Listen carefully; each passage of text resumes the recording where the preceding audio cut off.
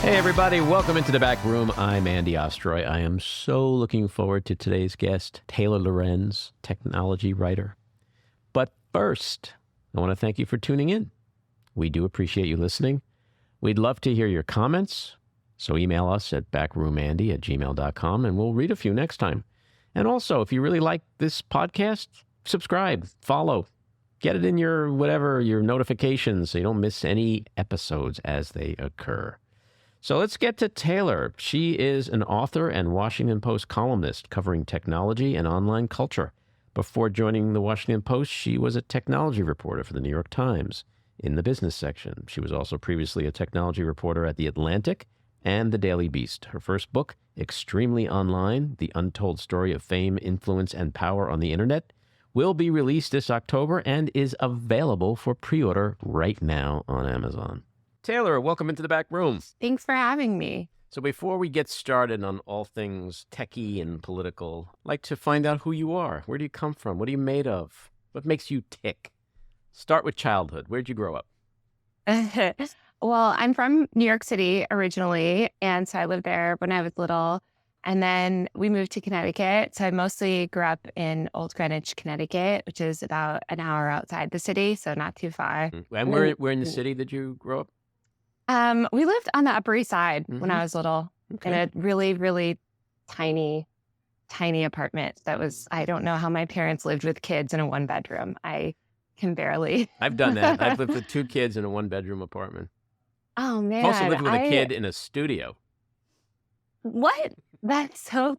I mean, I don't have kids yet, but I feel like they're quite loud, and I don't want to think what my mom was going through back then. They are loud, and they're actually some other things too. I was going to say that the way apartments are in the city these days, you can't even afford to be a couple with one child living in a studio anymore. That's too expensive. Well, it's kind of crazy what's happening. And so you're in LA now. When did you go out to LA?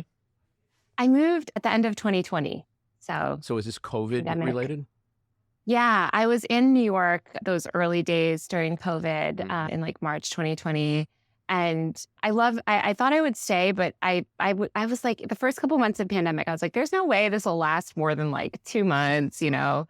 And then when it was pretty clear that we'd be working from home indefinitely and it was really hard to travel, I just thought, well, I've always wanted to move to LA, and a lot of what I cover is out here. So yeah, and I'm immunocompromised too, so it's just safer to be outside, you know. And I'm sure back then, you know, as someone who probably believed everything that came out of Trump's mouth, you probably thought it was going to be over in a week, right? Because isn't that what he was saying? Like, there's only one person, just one person has it. Well, I was working. I know, right? I was working at the New York Times at the time, and I kept slacking my friend who was covering COVID there. And I'm like, how long is this going to last? I remember leaving an avocado on my desk at the Times and being like, oh, well, we'll be back in the office and that avocado will be ripe. And when I came back to clear out my desk like a year, it was like summer of 2021, I think, the avocado had like turned into like a rock. It was so gross. And so as someone who covers the tech industry and who is political, were you that way as a kid? No, not really. I wasn't really that into tech. I mostly did art. I thought that I would be an artist, and I wanted to do that when I grew up. So I was not, I mean, I had AIM, obviously, and Facebook in college, but I wasn't really that into tech. Growing up, I was just more doing creative stuff. So you were an artsy-fartsy kid. Yeah. What was your passion, like dance, music, or painting? You painted? Yeah, I did all. I painted, I did fine art, I did ballet for a long time. I did everything. I went to music camp, I went to art camp. And I interned for an artist, a local artist in town in Connecticut for a while. And I just thought that's what I would do with my life. So that's kind of what I was into. And as someone who does know a lot about tech these days, there's a lot of programs out there that make drawing and painting and creating things. Do you use any stuff like that? Yeah, it's so crazy. I know I've been seeing all the wild like AI art stuff and just all the tools. I actually, I was thinking I wish I had access to all of that, because when I was like, I went to art school for a very brief time, but it was this focus on fine art and the skill of painting or something. And I really liked being creative, but I liked making sculptures and doing other things. And I feel like if I had access to technology, it would have been cooler. I did make some blinged out like websites. I do remember that. You could put like the blinked thing in HTML and it would like make it. Oh, you know. HTML. I gave up on Yeah. HTML after 5 minutes. I was like, I can't do this. I have no idea what. And were your parents artistic at all? Or anybody else in your family artistic? Yeah, you know what? My mom is really creative, but my grandmother, one of my grandmothers, it was always very, very artistic. And she would do these projects. Growing up, she would babysit us a lot. My family worked a lot. And so we would end up with my grandmother and she would make these decoupage little boxes where she would like cut things from magazines and put like lacquer on top of them. And it was very cool. And then she also knit and she was just, I feel like I got that gene from her. And politically, did you come from a family that was more liberal, progressive, or more conservative? Yeah, I think it was kind of a mix. I mean, a lot of my family's registered Republicans and a lot are liberal too. I feel like it was like most Americans, it's a grab bag of a little bit of everything. Making for There's not fun really Thanksgiving dinners, I bet. Yeah. Yeah. It's kind of all over the place, but it's great. You're exposed to a lot of ideas and thoughts. So when did the turn come towards technology? Because you're not only interested in it, you are an expert on it and you write about it for a living. And so it's even more than a passion. It's probably on some level even more of a little obsession with how technology has just burst into the culture the last few years. When did that happen for you? Yeah. So it really happened after college. I was working. I was completely broke because I had to pay my own rent. So I was working retail. I was working, babysitting jobs and just kind of a lot of temp jobs. I worked at a call center for a while. And this girl at one of my temp jobs introduced me to Tumblr. And this was in 2009. And that is when it really changed my life. I feel like my life is like before Tumblr and after Tumblr. BT. Yeah.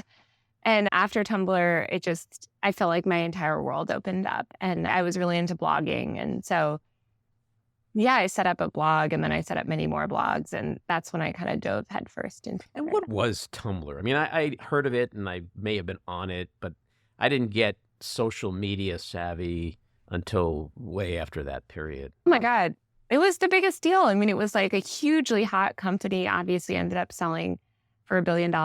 Yeah. I mean, it was a blogging platform. It was a blogging platform that had a lot of early social functionality. So like the ability to reblog things and like posts and stuff like that. So yeah, it was an early blogging platform. And I loved blogging. I mean, I was one of those people that I read a lot of blogs after college, especially. And I loved the way that people had sort of individual voices and independent media, I guess you could say. And it was just so much cool stuff. I was never really that into the news. I think I never felt like the news resonated with me, especially as a young person. I'm sure a lot of young people feel that way even now. But when I found blogs, I was like, oh my God, there's all these interesting people and thoughts and cool stuff going on. So I thought, well, I'll do my own blog. I would say like Tumblr, it was very young and there was a lot of like social aspects to it because of the functionality of it. So it was like very community oriented and like you could kind of meet people more easily. Like on blogs, I mean, I know people were connecting and like adding people to their blog role and stuff, but yeah, I just felt like Tumblr, there was a lot of other people in their 20s in New York that were also blogging on Tumblr. I remember being on Blogger and remember the first time I figured out how to put a widget for the Iraq war total cost. And I thought I was Bill Gates. I was like so happy with myself that I did that. Who are your early influences?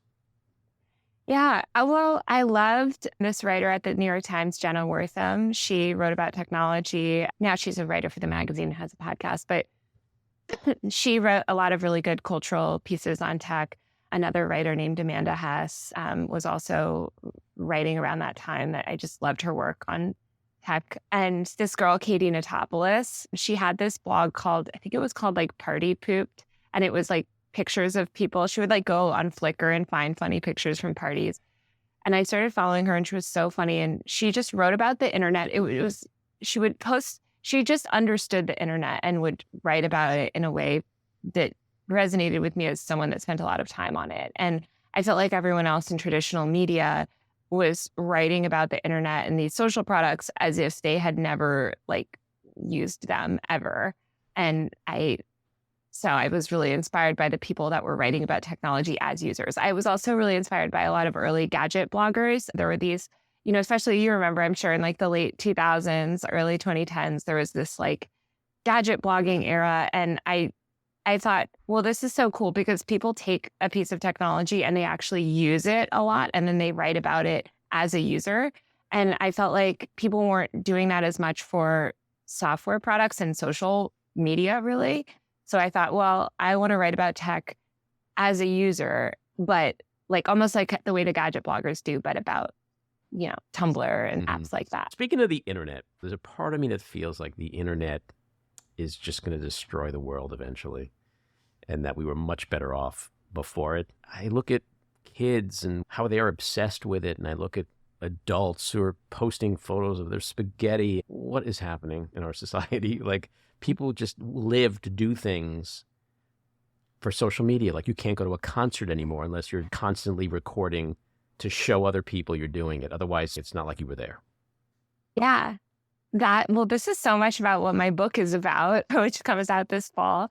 I think that is influencer culture basically seeping into all of us. I think if you think about influencers, content creators as power users of these platforms, their behavior and the way that they use these social platforms really trickles down to the regular users. And I think that they've set these precedents. I mean, I do not think the world would be better without the internet, only because I remember how I was feeling at that time. And I was so depressed without the internet that like, I never want to go back. I think what people want is connection. And that's what, that's what the promise of the internet is. It's just so often warped by these tech platforms and their incentives. And I think, one thing I loved about Tumblr was there were no public metrics. So no one could see how many followers you had, on the platform. And a lot of it was hidden. And I think that was so much more healthy for people, because I think making a lot of these metrics public messes with the incentives and sort of like puts you in this mode of public performance. And, we all like to see numbers go up. So yeah, it's pretty broken right now. But I think we're in a weird inflection period. It's going to get better. Well, it's a good point you raised, because I think as humans, we all want affirmation. We want people to like us. And what's a better way to have people like us than to actually hit the like button, right? So it's kind of addicting. I just started TikToking this week, and I was motivated by Ron DeSantis's bobblehead thing. And I found it so funny what he was doing. And all I did was make a video where I just wildly exaggerated his bobblehead. And it got, I don't know, like 16,000 views in a day. And I was like, holy shit. And then I started to understand the algorithmic nature of For You and the difference between that and Twitter and other social media. And it's like, oh, you can go on TikTok and not have a single follower, and they'll push out stuff to other people. And then I posted something yesterday, and it's got like 48,000 views. And so it's human nature to be like, oh, that's kind of cool. It's like that Sally Field moment. They really, really like me. So I get that. I'm guilty of doing that as well, like a lot of people, because that's just the culture we live in today. But I think when it comes to kids, that's where I just remember being a kid and like looking out the bus window and staring into space and thinking, oh, what do I want to be when I grow up? Like, just those moments are gone, because kids today, the nanosecond they have a free minute, they go on the phone. There's no time to just stare into space, to just think, to ponder. That's what I worry about. I totally get that. And I think it's so hard. And I know a lot of kids that are super addicted to their phones, and kids don't have the impulse control that a lot of adults don't have the impulse control either to be off our phone. Right. So yeah, it is hard. I definitely don't think kids should all be given an iPhone out of the womb, but at the same time, it can be really healthy for kids to use technology and to explore their creativity. I mean, like, I have little cousins that make music on their computers and, do a lot of really cool things. So I think it's just a matter of how you're using the tool and whether it's for something creative and inspiring or just right. I mean, scrolling. you're 100% right. It is incredible for research, for all kinds of things, and for connectivity. The downside is you could be a 14-year-old girl and connecting with some 55-year-old dude living in his mother's basement. So I think management of it, especially as a parent, to just not give your kid an iPhone and let them go to town. Is it true that you coined the phrase "okay, boomer"? No, I didn't coin it. I guess I popularized it in the sense that I wrote about it for the New York Times, but I have to give the great people of TikTok credit for that one. So you're a millennial, right? Yes. We're seeing a lot and hearing a lot from Gen Z, which is becoming a very important generation, especially politically. A lot of that also has to do with the term woke and wokeism and what a lot of young people today are making us open our eyes to and becoming awake to. People are misusing and abusing that term. And, Elon Musk, what does he call it? The woke mind virus. Do you consider yourself woke?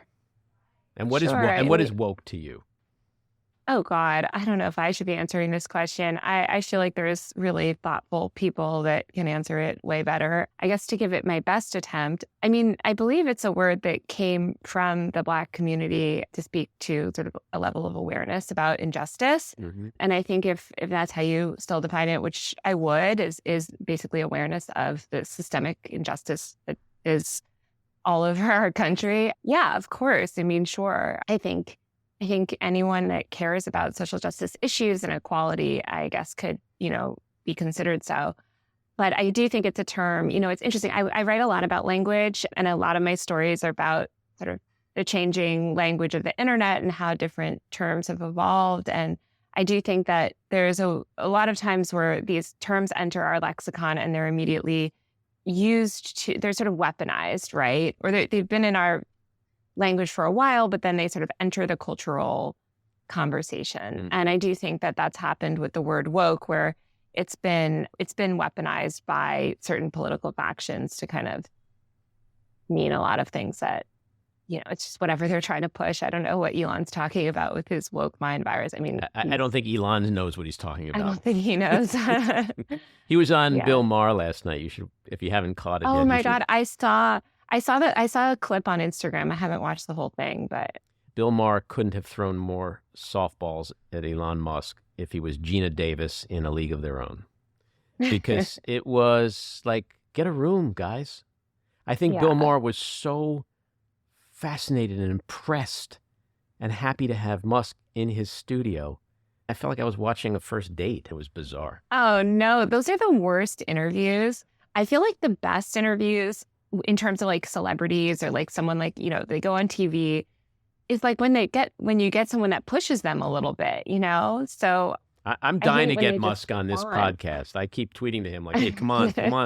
We'll talk about all the stuff that is important to you. But I would push back on him. You mentioned your book before. I do want to get to that in a few minutes. But I saw a tweet of yours this week, and you said, quote, "The amount of shit people make up about my life is insane, and no amount of facts will ever convince them they're wrong.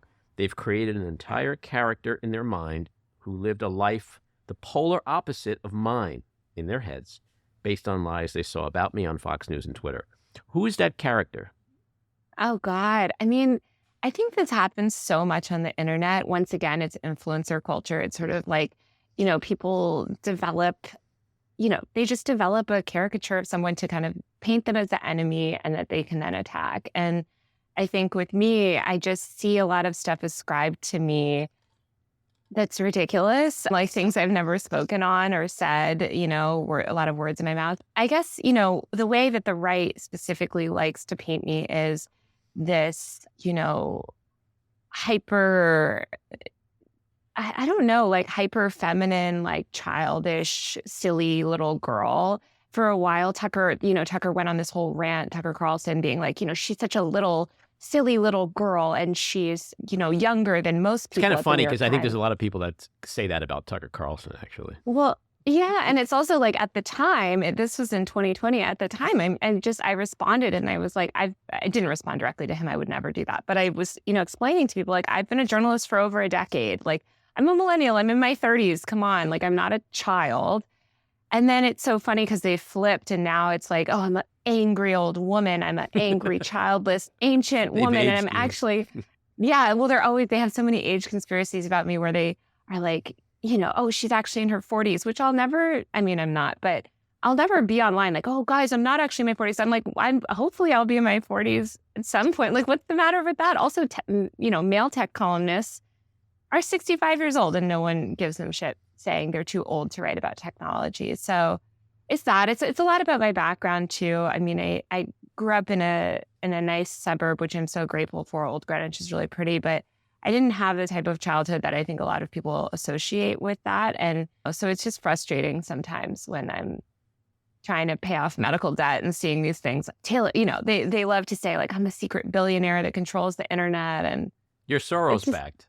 I know, of Say course. it. Like Let's make some news here. You are Soros backed.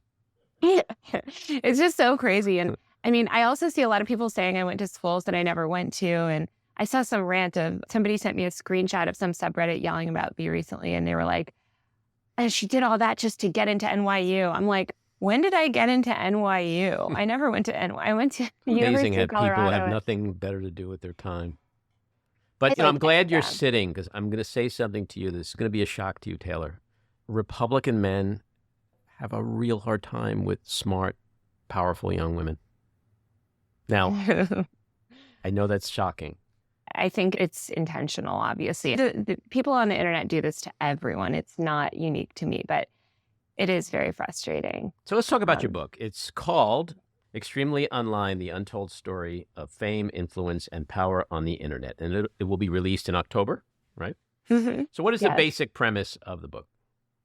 Yeah, well, you can pre-order it now. I feel compelled to say that. So it's about the rise of the online creator industry. I cover the influencer world, covered it kind of, since the beginning. And it's about from blogging, the era of blogging, to TikTok, how this industry, multi-billion-dollar industry, emerged, and how these tech products were shaped over the years. It kind of talks about really influential users. I think a lot of times we have this notion that everything comes from Silicon Valley and they're the geniuses and they recognize opportunities and build it for us. And that's actually not true at all. I think if you look at the history of technology, it's a push and pull relationship. And so much of the internet is defined by the power users, the content creators, the influencers, and their emergent user behaviors.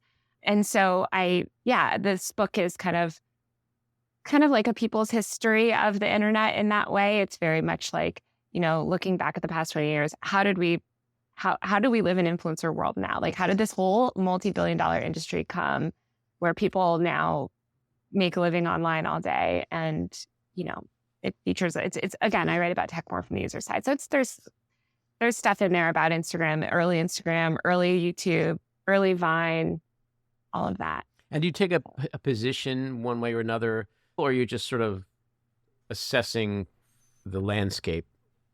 Yeah, I would say, it's nonfiction reported. So it's similar to my articles in the sense that I'm not a strong opinion writer. I really think I like to present people sort of this vision of technology and like, here's what's happening. And it's deeply dystopian and fucked up in these ways that we need to tackle. But also, let's not forget the opportunities it's created and all the amazing stuff that comes along with it. My feeling is like, I'm a techno optimist. I love technology. I don't want to go back to a world before we had all of these systems.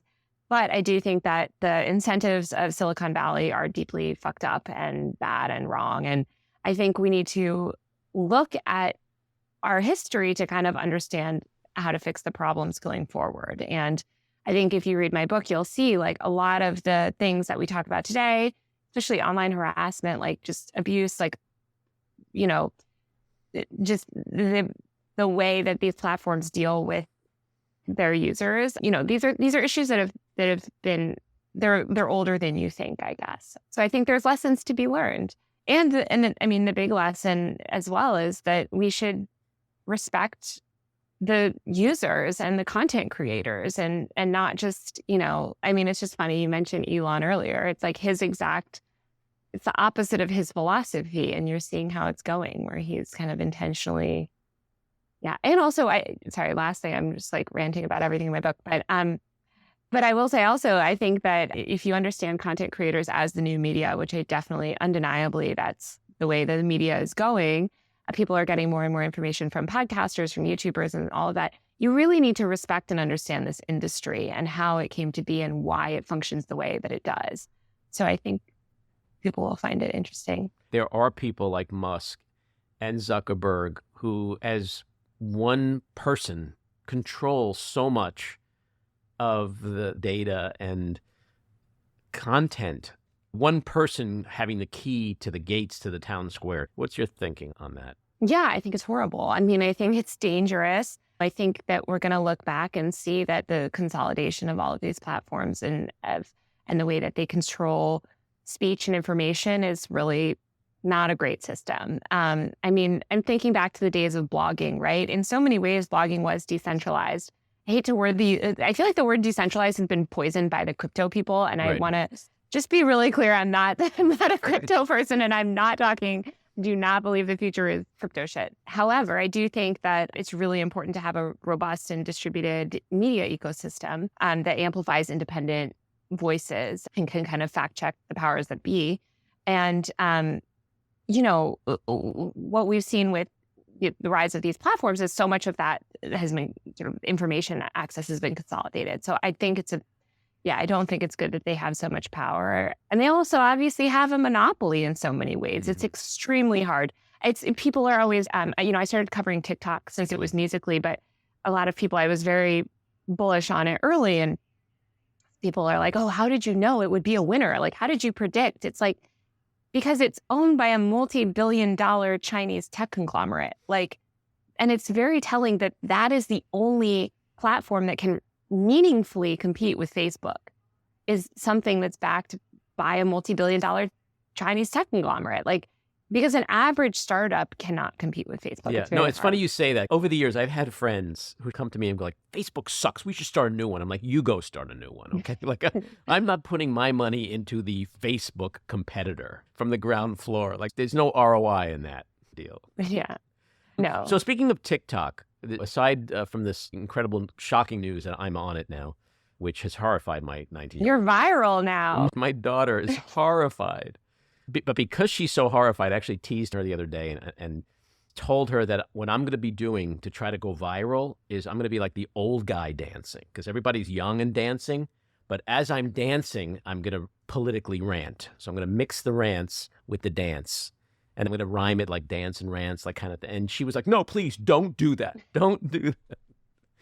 But TikTok has been in the news so much lately because of China and the congressional scrutiny and potential ban. What do you think is going to happen? Is that just posturing? Such a good question. Well, it's so frustrating as someone that covers technology to listen to these hearings, because as I wrote for the Washington Post recently, it's just the misinformation that these lawmakers are spewing is out of control. I mean, they are just repeating blatant conspiracy theories that are not based in reality. And there is no basis for a lot of what they're accusing TikTok of.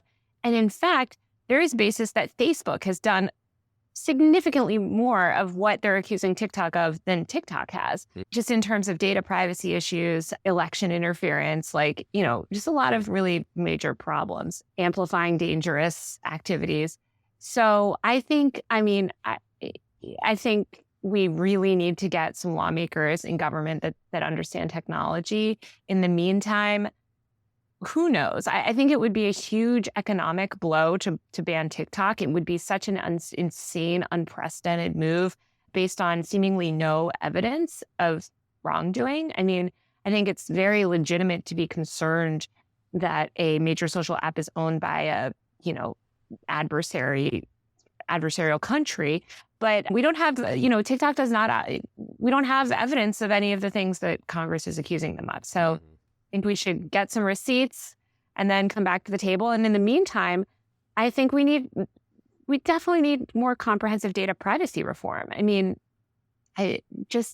the fact that like, even if you ban TikTok, China and all of these other countries foreign actors can buy our data, no problem. And a lot of that data is harvested from Facebook. So yeah, I think we need to tackle the more systemic problems around privacy and attention and algorithms. Because the truth is there are tons of popular Chinese apps in our app store. There are tons of apps in our app store that promote really dangerous things, right? Or might be harvesting data in weird ways. And so we need to put those protections in at a broader level.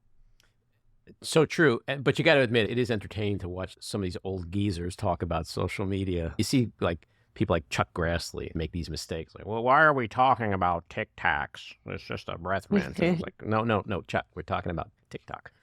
So I want to ask you about some other social media platforms. Instagram, is it ever going to be what everyone's hoping it'll be, and taking on TikTok and monetizing reels and all the stuff that people talk about on CNBC?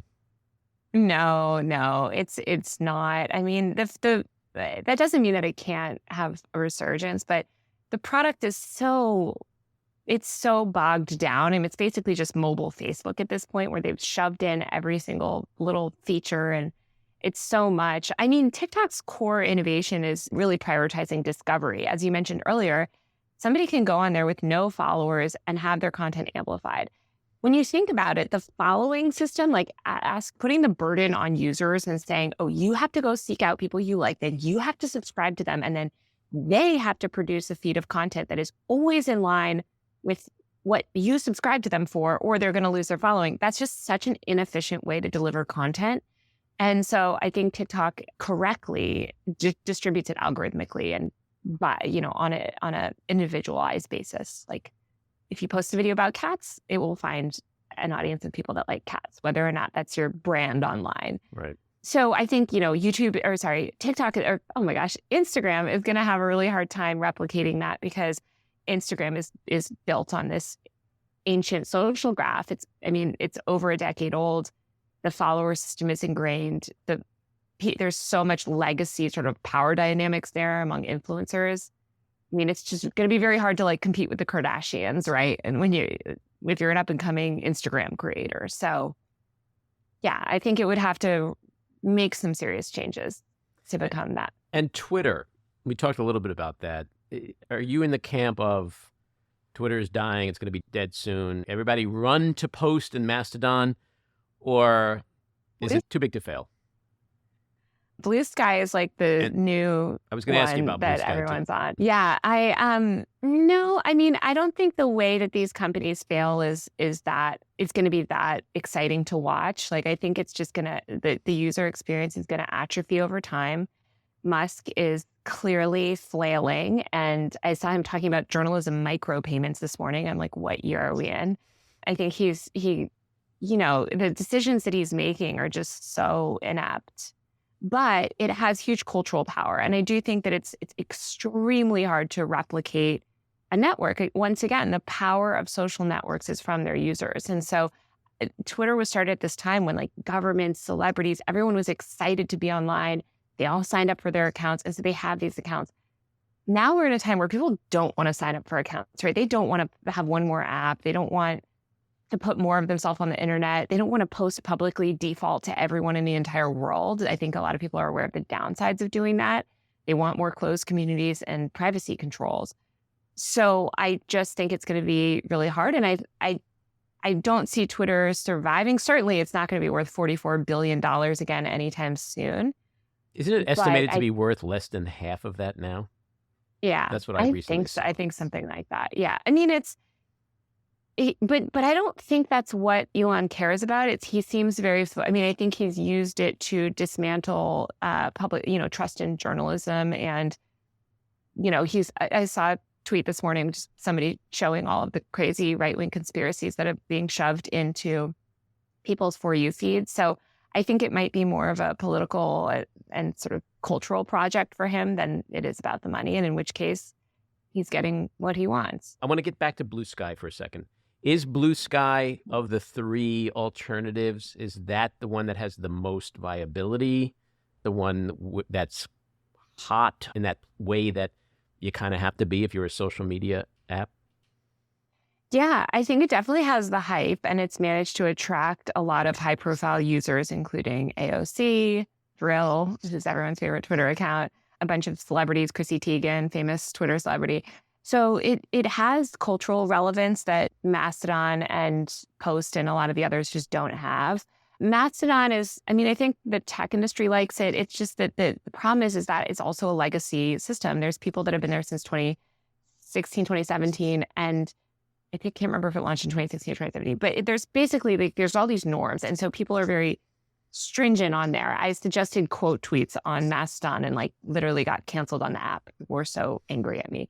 So I think the decentralized system is not great. Blue Sky is also decentralized, but in a different way. I mean, it's a different sort of manifestation of that. And it's still consumer friendly enough that people can use it. And then there's T2 from this guy, Gabor, who worked at Google. And that's interesting too. I've seen a lot of sort of high profile tech people on there. I saw the information, just did a big piece on that. My feeling is that whatever comes after Twitter is not going to be a Twitter clone. It's the use case of Twitter. I always use this example, like say you're driving down the highway and you see something crazy on the side of the road, like a fire or something wild happen. You take a video of it.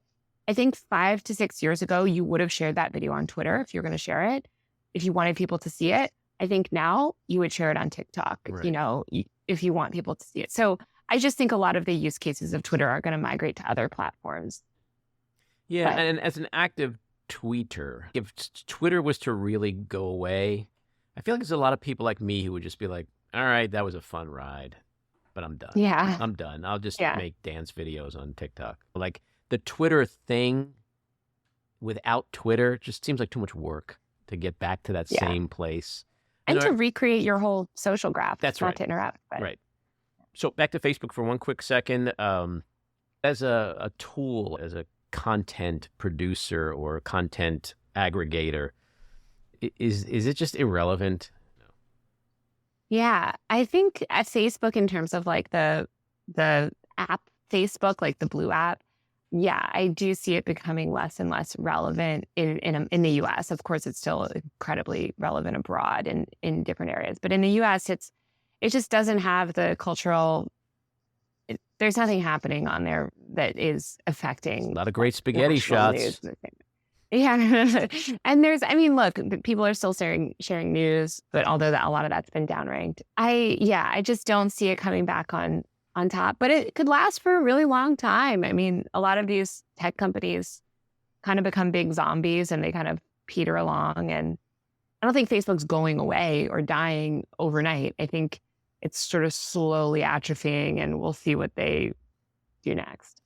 In our Instagram is undeniably they're way out. Tell me what you see as the next biggest thing or two in the next 5 years online. People always ask me this question, and I'll mention what I said earlier, which is that I think people are moving into more closed communities and want more control over their experience on the internet. I feel like the 2010s was all about these big broadcast-based platforms where anybody can post something and the entire world can see it overnight. And I think most of us are realizing we actually don't want to reach the entire world most of the time. We just want to reach people that either care about the same things that we care about, or are our friends and family, and maybe some other people that are sort of adjacent to our network. So I think that we're going to see, hopefully, a lot more privacy controls and people spending time in sort of private spaces or spaces that are specifically designed for something like LinkedIn, where, a lot of people, I feel like LinkedIn's having a moment right now, but a lot more people are spending time on there. They're using it for, to network and talk about careers. And it's become this place that a lot of people that have left Twitter have like leaned hard into LinkedIn, weirdly. I think because you can have those thoughtful, professional discussions weirdly on there that you're not going to have on Instagram. So, right. Yeah, so that's something I see. And then I see in terms of the media, I think that we are in a total upheaval in terms of trust and where people get their information. And I see us just going further and further into this media environment that is not dominated by legacy media. I think legacy media loses power increasingly, and it's very hard to adapt. Thankfully, I'm at the Washington Post, and I think places like the New York Times and Washington Post are not going anywhere anytime soon. But local news continues to erode, and a lot of these other sort of mid-level publications. We just saw the closure of BuzzFeed News. I think that whole, middle ground of digital media has been hollowed out. And that's really worrying to me because I think what it's being replaced with, which is Substack newsletters and podcasts and stuff, it can be really great. And I'm a huge supporter of that ecosystem, but there is value in legacy journalism and the resources that come with that. And I think that we're going to really miss it when it's gone. And what's your thinking on AI, Chat GPT, deep fakes? Like in the next 5 years, are we just going to be inundated with fake this, fake that? Probably. I mean, I feel like I do think that a lot of the fears over it are founded. I mean, it is terrifying. Some of it I don't think will be. I mean, people worried about this with the rise of Photoshop, like, oh, there's just going to be fake everything. I think that people actually have an understanding of a Photoshopped image, but it's a lot easier to tell a Photoshopped image from a AI generated image, just in terms of different, things. And people still believe a lot of Photoshopped images, so we're not in a great area in terms of media literacy. But yeah, I think AI is undeniably going to be transformational, and it's already transforming the content world. So that's kind of terrifying because the people who are leading that charge are not the most responsible people in tech. No, and they're not going to use it for good purposes. That's the scary thing. No, so they don't want to use it for that. Taylor, you've been very generous with your time. This has been a fascinating conversation. I hope you'll come back. And thanks for coming on. Thank you so much for having me. This was so fun. Yeah, anytime. Take care. Awesome. That's episode 69. If you like what you've been hearing, and even if you don't, let us know. We appreciate the feedback. You can leave us a message at 845-307-7446. Email us at backroomandy@gmail.com or tweet to me at Andy Ostroy. And when you listen, please take a quick moment to rate and review. It's very helpful. And as I said earlier, it's also very helpful if you subscribe or follow. It's helpful to you so you know when all the new episodes are posted. I want to thank my co-producer, engineer, and editor, Matty Rosenberg, associate producer, Jen Hammoud, Cricket Lengyel for our artwork, Andy Hollander for our kick-ass music, Patricia Wind in the Epicurean for the Backroom Studio, and a big thank you again to our guest, Taylor Lorenz. So keep your eyes on Washington, Hollywood, and your own backyards, and we hope you'll join us again next time. Have a great week.